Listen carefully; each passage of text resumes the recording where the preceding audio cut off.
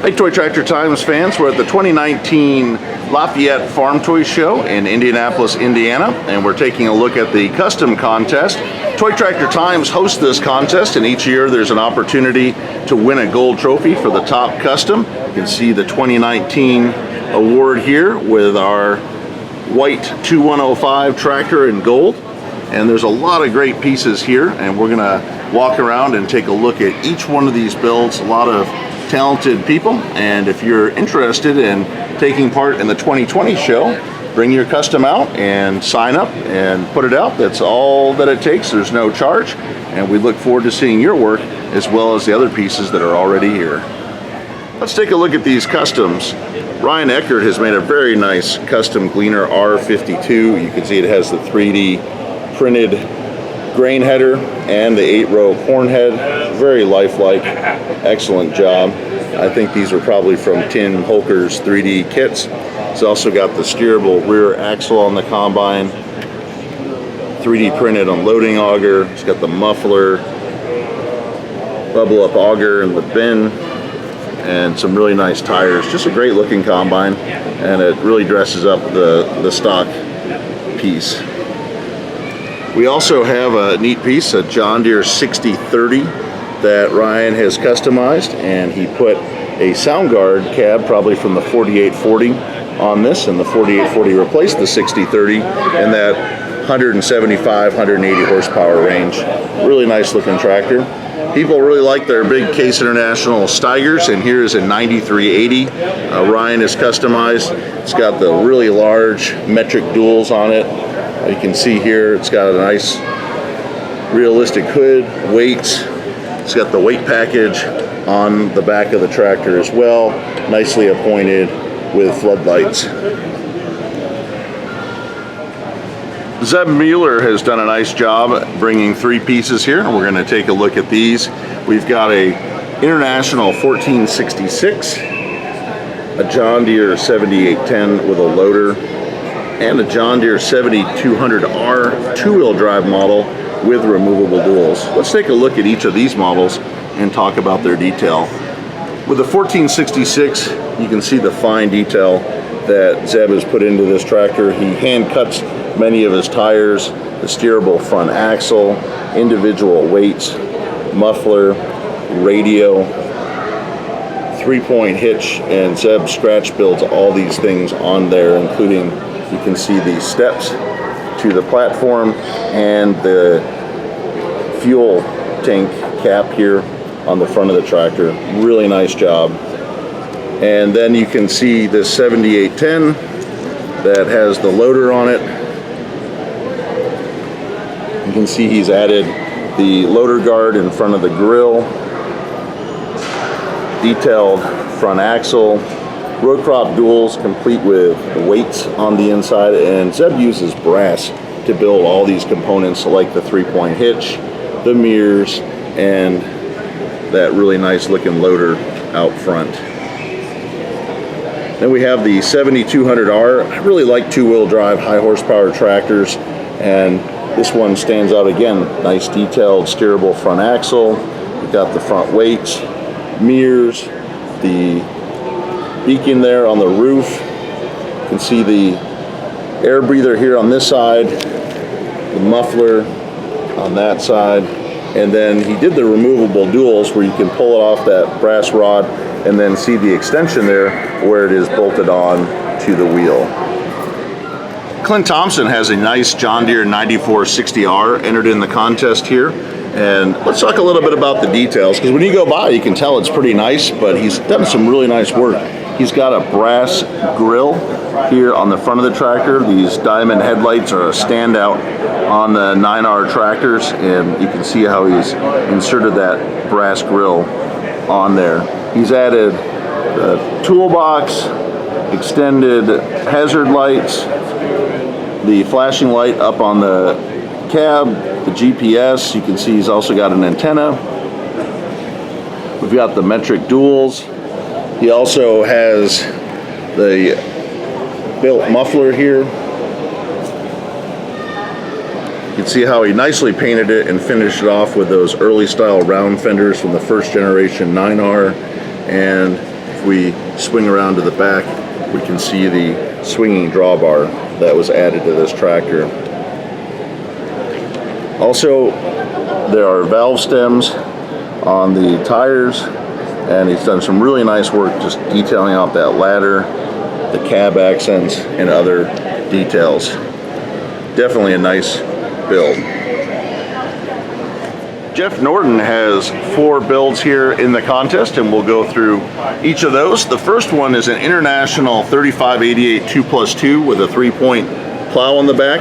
Now, I've seen this tractor on YouTube, the real one, set up like this with the large flotation tires, the weights, and the 3-point mounted plow. Really cool piece of International harvester power. And again, you can see where he added the weights into the tires, new muffler, and that plow on a 3-point hitch in the back.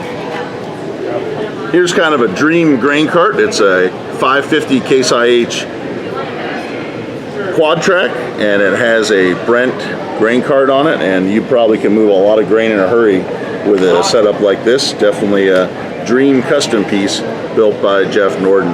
Jeff has also made a really nice looking Allis-Chalmers 8550. I'm guessing this is from a Tim Holker 3D print. He's got the large tires on it, big hood with the twin stacks. This was marketed as the Super Beast in the late 1970s. He's got a 3-point hitch on the back. Really nice looking piece of Allis-Chalmers history with that 8550. Now here's a really cool piece, the Vermeer self-propelled round baler. This is a cool machine that was shown at the Farm Progress Show and the National Farm Machinery Show in 2018, and we're looking forward to seeing this machine come to market out in the field. But Jeff's done a really cool job in building this. You can see he's incorporated a Vermeer round baler on the back and built the self-propelled frame all the way around it. And we'll just come around to this side of the table and take a look at Jeff's work from the other side so you can see the details that he put into each piece. Again, that self-propelled round baler, the big 8550 Allis-Chalmers, the 550 quad track Brent grain cart combo, and this nice looking 3588 2+2 with the weighted flotation tires. Terry Dyer has 2 kind of construction pieces. Number 1 is a forklift, and it's been aged and weathered, and that's a very nice looking build there. Got the lift part, detailed controls. It almost looks like it's built off a Matchbox tractor, but it really has turned out well to look like it might be used on a farm. We've also got a Bobcat with a auger drill on the front, and Terry did a nice job detailing out this skid steer. Silas Schulte has a nice looking white farm equipment 4270 from the mid 1980s, 270 horsepower tractor. He has used the stock body here and added a more detailed cab, widened it out for row crop tires, and done some nice painting to make it look like that red stripe model from the 1980s. Also have a 3-point hitch added. Scale Models originally made the casting for this, and he's added a Ertl cab to the top of it, and then used the rest of the Scale Models 4270 body. Good work. Steve has an Allis-Chalmers 7080 here. This was a stock piece that he decked out to look like the real machine. In the 1970s, 180 horsepower was top end for row crop tractors, and this has the diamond turf tires to help with flotation, helping those bigger duals in the back put the power to the ground. You can see he added the air breather, muffler. It's got the stadium lighting package from Allis-Chalmers. That's where they put these lights on the front and the back to light up the night. And you can see it's got the 3-point hitch, detailed drawbar, nicely appointed cab.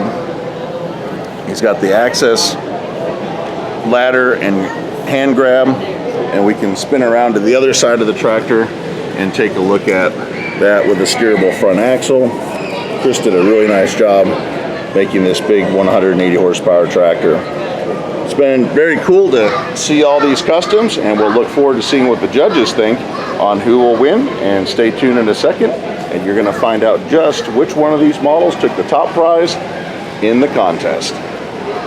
We're here with Zeb Mueller. Zeb, congratulations. You won the custom contest this year. You've won before, and you are very talented in your work. So let's take a look at what you built this year. Took home the gold trophy from the Toy Tractor Times for a 164th John Deere 7810. What can you tell us about this project? So it basically started out with Model Farm Studio asking me about building a loader for him, and he had the loader. It's an old scratch cast loader kit. I'm not sure how he got it. They're pretty hard to find. So he basically just was like, "Can you do this?" And I said, "Sure." So a lot of people have done the 7810s. I wanted to try to do something different, one up everybody that's done one. And this is basically what we came up with. So it's got a Jensen die cast front grill insert on there. I scratch built the grill guard, and the loader moves. The bucket comes off too. Just gotta move a pin here if I can do it. That's where I get in trouble when you have to have a tweezer to move things. When we were setting up for the contest, I had a hard time getting the pins in the loader to keep that on. And then the duals are all removable on it. I really like that wheel weight detail on the inside. This is actually the first tractor I've done with cab glass. I've actually had some compliments from Aaron Jensen about how well I did on that. The exhaust is all brass, scratch built out of that. We'll turn it around. It's got high detailed rear end on it with a 3-point hitch, realistic drawbar.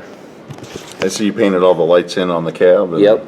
That's always a big thing I notice, that people will do an excellent job in customizing, especially like a John Deere, and then they don't paint the roof. Yeah. And that really finishes it off. It's a little tricky to kind of get that light without like trying to tape it off or anything like that. And it's got, I scratch built the steps on it. I tried to go a little away from the 3D printing on it. The rims are 3D printed, and then the rear is 3D printed. Otherwise, a lot of it's a scratch build. And it is nice what you can do with 3D print to make it look just like the real thing, right down to the bolts and the hub. And again, we can look in the back here. And you've got the fuel cap there. Yep. Pre-def tractor. Yep. And then on the 7810s, the fuel cap was red at that time. All the new ones are green. Oh, it's very nice piece, and we can look down here at the shadow. You can see how the screen on the steps shows through. Yep. Well, Zeb, congratulations, and I really look forward to seeing what you build next, because you do excellent work, and the mix of brass and 3D printing really pays off in finishing off a model. Yep. Thanks, Jason. Thank you.